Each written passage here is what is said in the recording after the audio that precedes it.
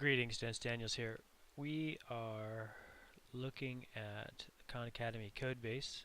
Here's Khan Academy Edition 1, and my streak has been busted because I took a look at the hint.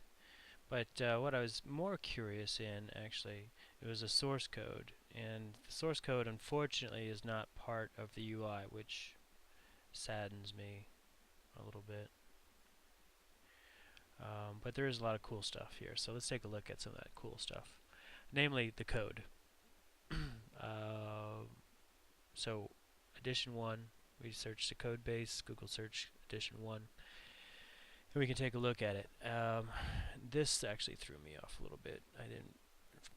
For older browsers, you need to comment out the JavaScript. I didn't know that. And so we can look through some of the code. Here are all the variables declared up at the top, and then we get into the functions. Term 1, get random integer, something from 0 to 9, or probably 0 to 9, while term 1 plus term 2 has to be less than 10. Right? So whatever you add it up to, it's going to be 10. So let's take a look at that.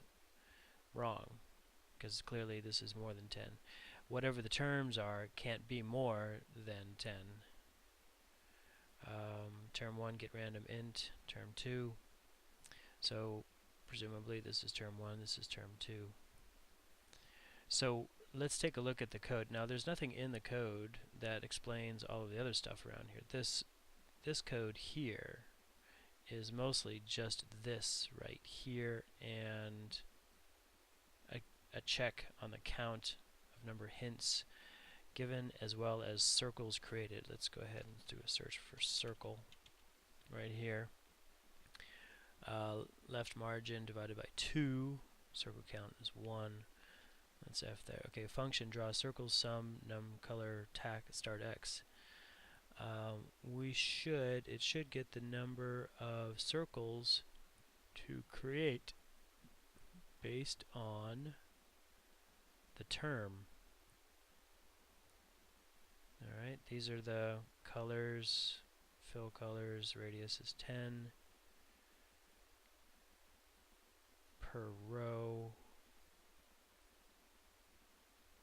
math floor. Okay, draw circles, here it is. So this is the function to draw the circle, and then here is the number of circles to draw.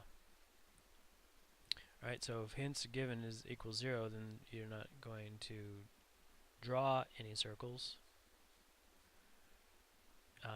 Let's go ahead and answer this one. We'll say 10 just to see what happens. Should be wrong. Now I'm going to get, I've already got the hint, so let's go ahead and give the right answer, 14. Go to the next question. Alright.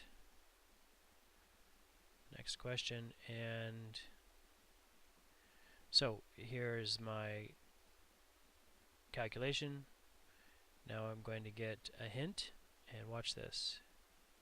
So I got a hint here, and that is generated from this right here.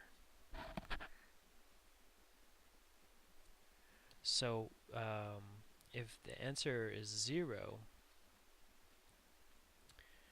then I guess it's the onClick. I'm supposed to get an onClick on the hint, but it didn't show that. Let's see if I can get some more information on this element. Inspect element, and alright, this is from the answer form, so we need to check into answer form. Body MathJax message, page container, that's the whole thing, and scripts, page container, exercise badges, and then single exercise. This is the exercise here, and question area, answer area, answer form, info box. Alright, so we can see how it's all laid out just by opening up and the elements in Chrome. That would help us explain what's going on. It'd be really nice if there was more comments in this code for people who are trying to follow behind or improve upon it. With something so simple, yes, it may be obvious that it doesn't need improvement, but there's always room for improvement, isn't there? So yeah, next step is we're going to take a look at the arithmetic template. Copy and paste,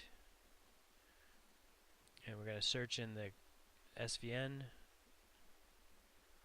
subversion arithmetic template.